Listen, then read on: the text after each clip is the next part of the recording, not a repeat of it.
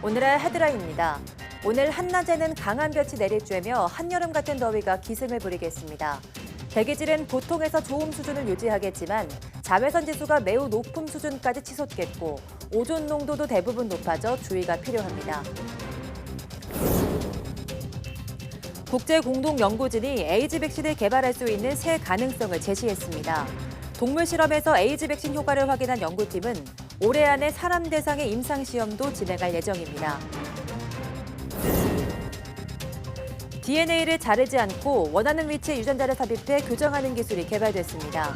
새로 개발된 유전자 가위 기술로 인해 교정 정확도가 기존보다 높아지고 부작용은 줄어들 것으로 기대됩니다.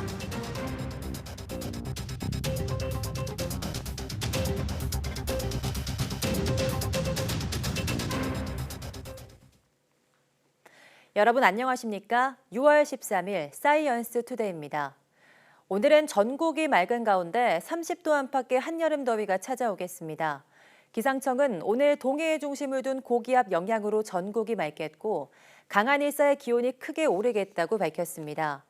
오늘 대구와 대전 낮 기온이 30도까지 치솟고 광주 29도, 서울 28도 등으로 어제보다 1도에서 3도 높아 덥겠습니다. 특히 낮 동안 전국의 자외선 지수가 매우 높은 수준까지 치솟고 오존 농도도 나쁨 수준까지 짙어질 것으로 보여 주의가 필요합니다. 에이즈 바이러스는 돌연 변이를 자주 일으키기 때문에 치료나 예방이 매우 어려운데요.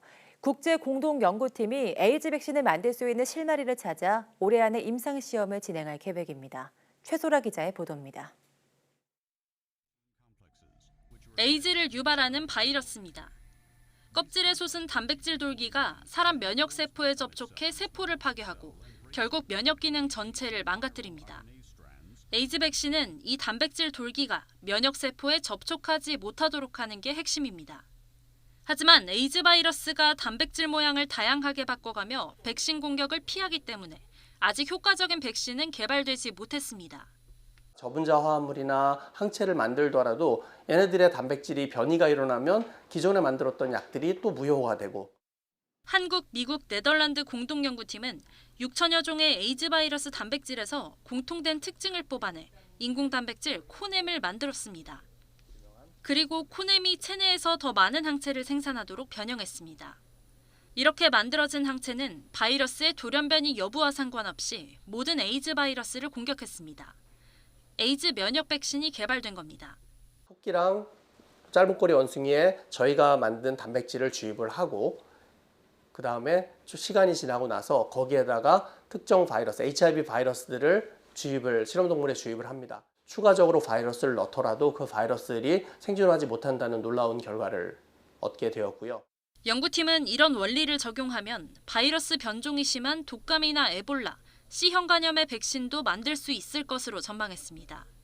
동물 실험에서 에이즈 백신의 효과를 확인한 연구팀은 올해 안에 미국과 유럽에서 사람을 대상으로 한 임상시험을 진행할 계획입니다. YTN 사이언스 최소라입니다. 유전자를 잘라내지 않고 덮어 씌우는 방식의 새 유전자 가위가 개발돼 유전자 교정 정확도를 높일 것으로 기대됩니다. 미국 컬럼비아대 연구팀은 목표 유전자를 잘라내지 않고 유전자를 삽입하는 방식의 인티그레이트 유전자 교정 기술을 개발했다고 밝혔습니다. 기존 기술은 질병 유전자 등 목표 유전자를 잘라낸 뒤 정상 유전자를 끼워 넣는 방식이어서 잘라내고 끼워 넣는 과정에 오류가 발생하는 부작용이 있었습니다. 연구팀은 이번에 개발한 기술은 목표 유전자를 잘라내지 않고 덮어 씌우는 방식으로 작용해 이 같은 부작용을 줄였다고 설명했습니다. 이번 연구 결과는 과학저널 네이처에 실렸습니다. 북한이 아프리카 돼지열병의 확산을 막기 위해 전국 단위의 방역이 진행 중이라며 발병 사실을 신문을 통해 공개했습니다. 북한 내 아프리카 돼지열병이 크게 확산한 것은 아닌지 우려되고 있습니다. 천상규 기자가 보도합니다. 북한 노동당 기관지 노동신문은 방역이자 생산이라는 제목의 기사에서 북한 내 아프리카 돼지열병 발병 소식을 전했습니다. 노동신문은 기사에서 전국 각지에서 전염성이 대단히 높은 비루성 질병인 아프리카 돼지열병의 전파를 막기 위한 수의 비상 방역 사업이 적극적으로 진행되고 있다고 밝혔습니다. 이 신문은 농업성 수의 방역 부문 일꾼들, 중앙기관과 도시군 책임 일꾼들은 축산물 생산의 안전성을 철저히 보장하기 위한 조직 사업을 빈틈없이 해나가고 있다고 밝혔습니다. 북한의 아프리카 돼지열병이 발병한 사실은 지난달 30일 세계동물보건기구에 공식 보고했습니다. 하지만 북한 매체가 아프리카 돼지열병 방역 작업이 적극적으로 진행되고 있다고 밝혀 북한에서 아프리카 돼지열병이 확산하고 있는 것은 아닌지 우려되고 있습니다. 북한은 지난 30일 보고에서 지난달 23일 자강도 북상협동농장에서 돼지 99마리 가운데 77마리가 감염돼 폐사하고 22마리는 방역 처분했다고 밝혔습니다. 이런 가운데 북한은 우리 정부의 돼지열병 방역 협력 제의에 아직 아무런 반응을 내놓지 않고 있습니다. 지금까지 아프리카 돼지열병 남북 간의 방역 협력에 관해서 북측으로부터 어떤 의사가 저희한테 전달되지는 않았습니다. 앞서 농림축산식품부는 북한이 지원을 요청할 경우 아프리카 돼지열병 진단 장비와 키트, 소독약, 소독 장비 등을 지원할 수 있도록 준비하고 있다고 밝혔습니다. 이런 가운데 정부 각 부처는 아프리카 돼지열병 방역 합동회의를 열고 방역 추진 상황을 점검했습니다. YTN 천상규입니다. 목성의 위성 유로파의 얼음 및 바다가 지구 바다와 비슷한 성분일 것으로 추정된다는 연구 결과가 나왔습니다. 미 캘리포니아대 공과대학 연구팀은 허블 우주망원경으로 분석한 결과 유로파의 바다 성분은 기존에 예상했던 황산염이 아니라 지구 바다와 같은 염화칼슘으로 보인다고 밝혔습니다. 연구팀은 유로파 바다 성분이 실제로 염화칼슘이라면 유로파 바다는 우리가 생각했던 것보다 더 지구와 유사할 것이라고 말했습니다. 1960년대 미국 우주개발 프로그램에 공헌한 3명의 흑인 여성을 기리는 거리가 생겼습니다. 나사는 워싱턴 DC에 있는 나사 본부 앞 이 스트리트 SW길을 앞으로 히든 피겨스 웨이로 부르겠다고 밝혔습니다. 히든 피겨스는 1960년대 미국 최초의 유인 우주 비행 탐사 머큐리 계획의 숨은 공신인 캐서린 존슨과 도로시 본, 메리 잭슨 등 3명의 흑인 여성 과학자를 다룬 일대기인데 영화로도 제작돼 화제가 됐습니다.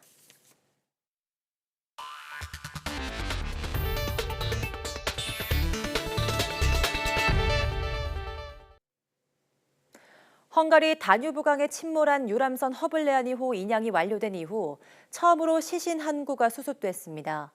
우리 구조대는 허블레아니호 선체 수색과 함께 아직 찾지 못한 실종자에 대한 수상 수색도 강화하기로 했습니다.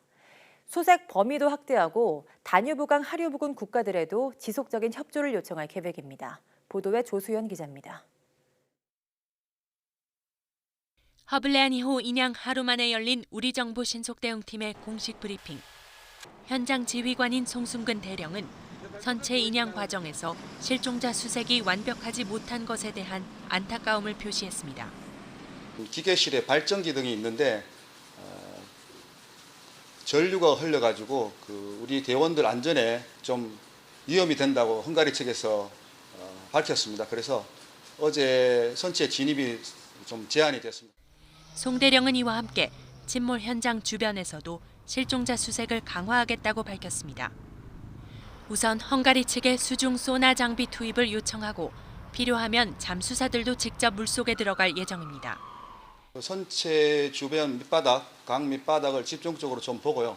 그 다음에 그 밑에 이제 한 5km 정도 이렇게 좀 집중적으로 수중 소나를 이용해가지고 헬기를 동원한 공중 수색은 헝가리 경찰에 맡기고 우리 구조대는 보트 여러 대를 이용한 하류 수상 수색에 집중하고 있습니다. 또 다뉴브강 하류 쪽 국가들의 실종자 수색과 수습에 지속적인 협조를 요청할 방침입니다. 사고 발생 보름째로 접어들면서 실종자들이 훨씬 더 멀리 떠내려갔을 가능성이 크기 때문입니다. 인접 국가들한테 좀 더 협조해서 인접 국가로 혹시 가게 되면 즉각적으로 발견해서 조치될 수 있도록 그렇게 좀 할 계획입니다. 정부 신속대응팀은 부다페스트에 추가로 입국하는 피해자 가족들 그리고 국내로 귀국하는 가족들에 대해서도 다방면으로 지원을 이어갈 방침입니다. YTN 조수연입니다. 헝가리 당국이 인양된 유람선 허블레아니호 선체 내부를 정밀 수색했으나 실종자를 추가로 찾지 못한 것으로 전해졌습니다. 정부 합동 신속대응팀은 헝가리 경찰이 현지 시각 12일 수색견을 동원해 채폐섬으로 옮겨진 허블레아니호의 선시 내부를 조사했으나 특이사항을 발견하지 못했다고 밝혔습니다. 인양 직후 허블레아니호에는 토사가 많아 정밀 수색이 이뤄지지 못해 실종자 추가 발견 가능성이 제기됐지만 헝가리 경찰 단독 수색에서는 실종자가 더 발견되지 않았습니다. 이와 관련해 헝가리 정부는 현지 시각 13일 오전 9시, 우리 시각으로는 오늘 오후 4시부터 한국 정부대응팀의 선체 내 수색을 허용했습니다.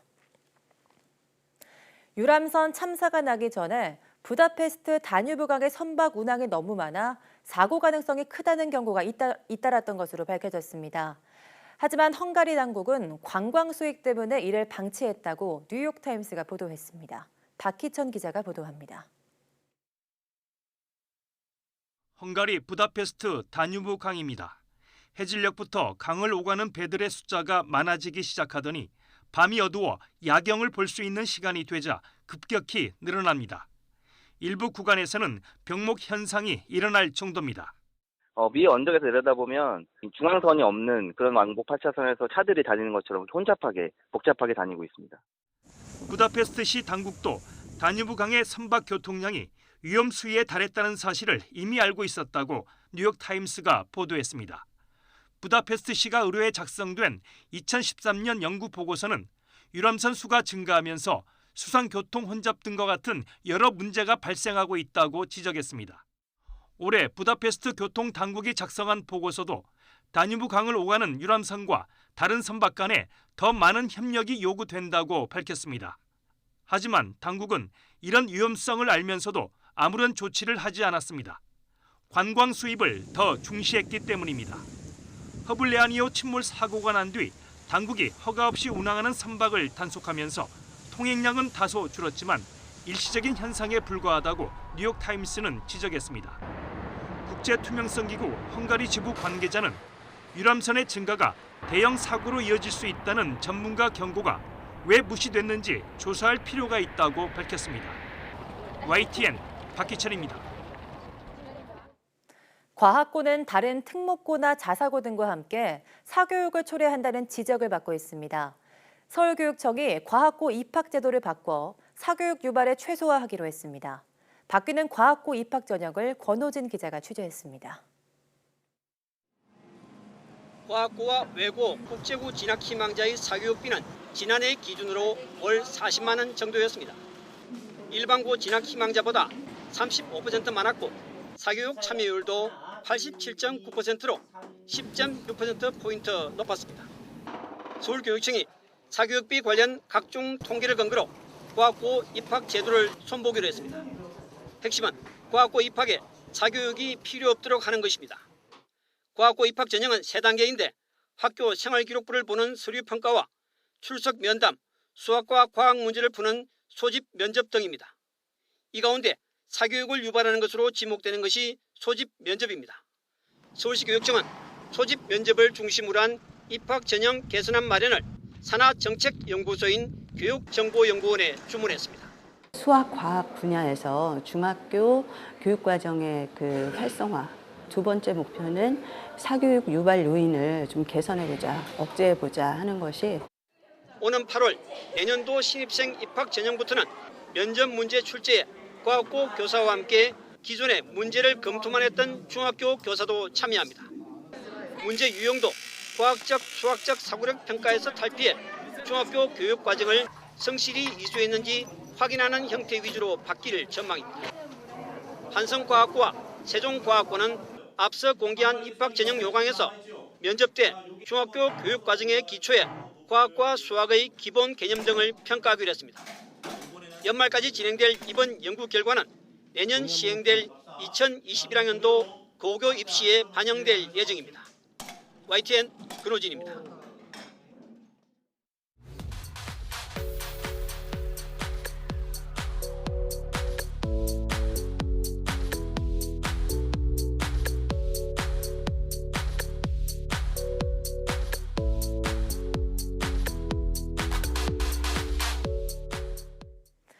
많은 사람이 과학은 어려운 것이라고 생각을 하는데요. 한 학교 아이들은 과학을 진짜 신나는 것이라고 생각한다고 합니다.